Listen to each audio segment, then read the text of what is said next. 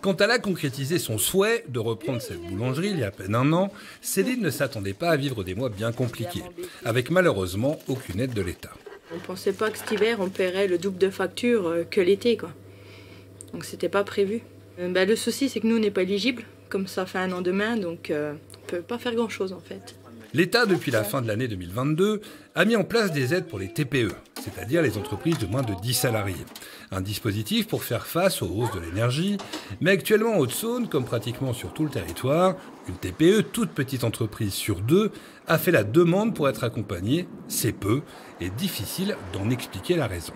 Je vois pas pourquoi on n'oserait pas la demander. Si on y a droit, on est assez taxé, donc si on peut récupérer une partie de nos taxes, ne nous en privons pas.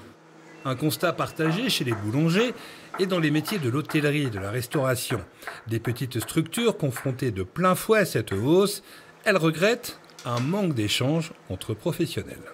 Il aurait fallu que les adhérents nous fassent confiance parce qu'on savait qu'il y avait des choses qui étaient possibles à mettre en place. Il fallait juste nous contacter et puis pas rester seul dans son coin et payer des factures à quasiment fermer les établissements. À la direction des finances publiques en Haute-Saône, un agent est spécialement dédié à ces questions.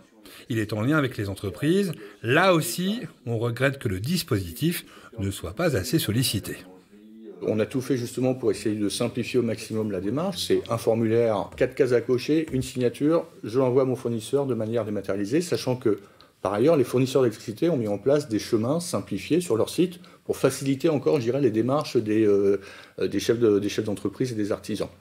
En Haute-Saône, les TPE représentent 20 000 entreprises qui peuvent, si elles le souhaitent, toujours bénéficier de cet accompagnement.